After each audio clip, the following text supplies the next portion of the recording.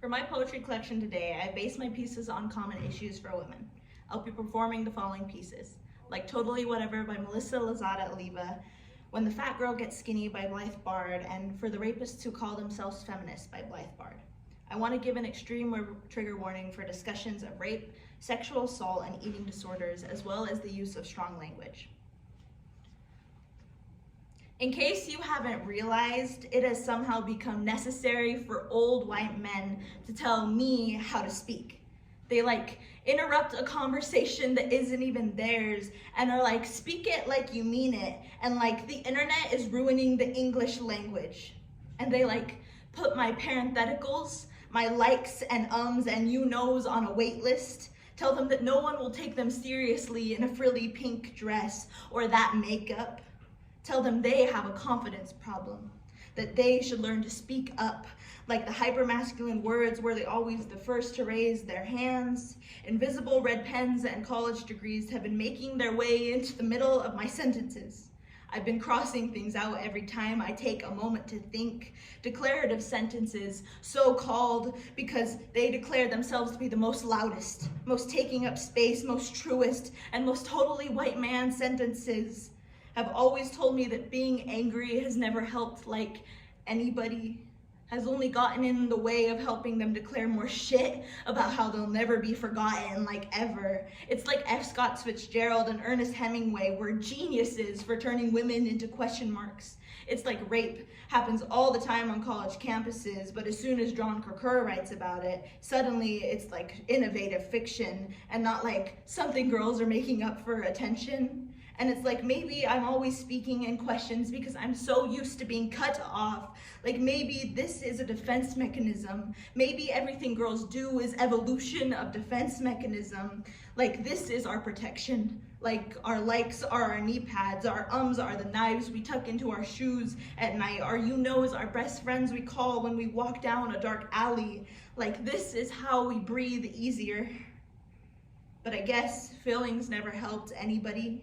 I guess tears never made change. I guess everything girls do is a waste of time. So welcome to the bandwagon of my own uncertainty.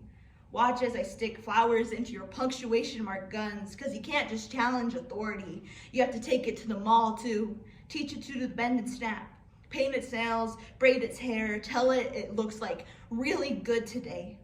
And in that moment, before you murder it with all the poison and your softness, you let it know that this moment right here is me using my voice. The year of Skinny Pop and sugar-free Jell-O cups, we guzzled vitamin water and vodka. Toasted to high school and survival, complimenting each other's thigh gaps. Trying diets we found on the internet, menthol cigarettes, eating in front of a mirror, donating blood, replacing meals with other practical hobbies, like making flower crowns or fainting, wondering why I haven't had my period in months, or why breakfast tastes like giving up, or how many more productive ways I could have spent my time besides Googling the calories of the glue in a US envelope, watching America's Next Top Model like the gospel, lunching naked over a bathroom scale shrine, crying into an empty bowl of Cocoa Puffs because I only feel pretty when I'm hungry. If you are not recovering, you are dying.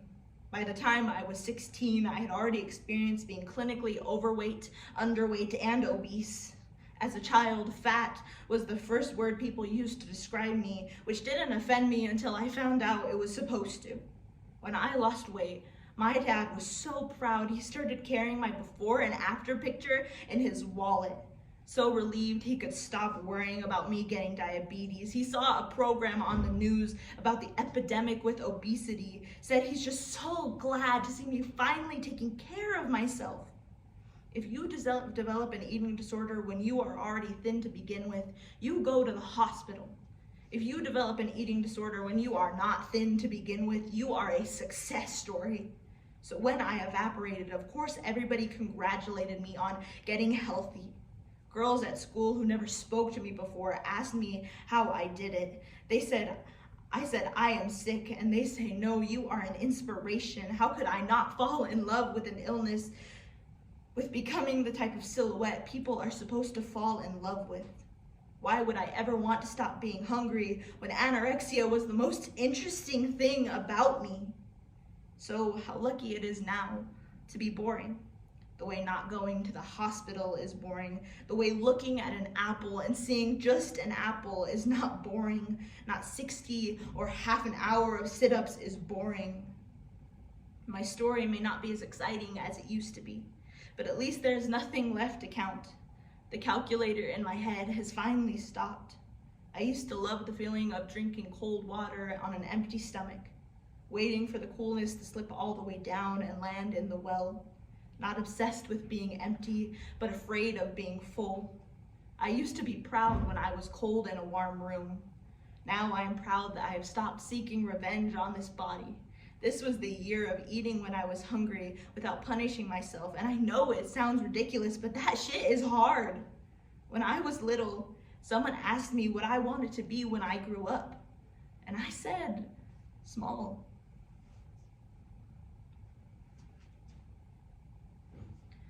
Perhaps this body belongs to the first time I was raped. And I think about how fucked up it is to begin a sentence with the first time I was raped, and how when I talk to other women about this, it almost seems like it isn't as if you have been assaulted, but when. See, women have so much in common, like loving Zumba, being interrupted, experiencing violence, and when another male friend turns out to be a rapist, the same male friend who wore feminist across his chest like a pageant sash, I can't help but remember meeting him at a sexual violence prevention rally and the disappointing irony. And when another male friend who identifies as a feminist gives himself permission to make a rape joke and call it reclamatory, as if he didn't already catcall the girl who jogs by his house every day to remind her that she is just a woman.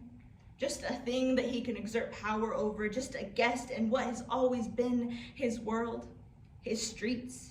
Never mind that your joke just made a survivor relive what was likely the worst thing that has ever happened to them, and you scratch your head and wonder why women are so scared to report, while you shrug your shoulders and make our trauma into your victory lap. The reason you fist bump your friends at the bar. How could I expect this body to be perfect for anything but the punchline? And if I don't laugh, I am no longer the cool girl, but the one who can't take a joke. I have run out of compassion for men who pose as feminists, but when a woman brings up the sexual assault epidemic, they suddenly want to talk about something else, something less of a downer. I have run out of compassion for wolves. I have run out of compassion for anyone who isn't outraged. I ran and this stubborn body followed.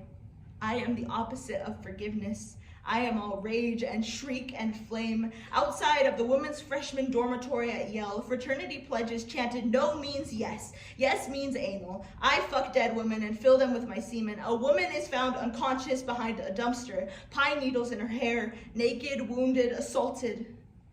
Meanwhile, everyone is more concerned with how this experience has taken away her assailant's appetite rather than the survivor's autonomy. This is not to say that all men are hungry.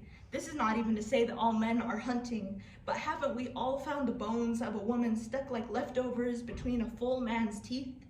There is a fraternity in Minnesota that paints the stone lions outside their front door the color of the underwear of the last girl they successfully assaulted.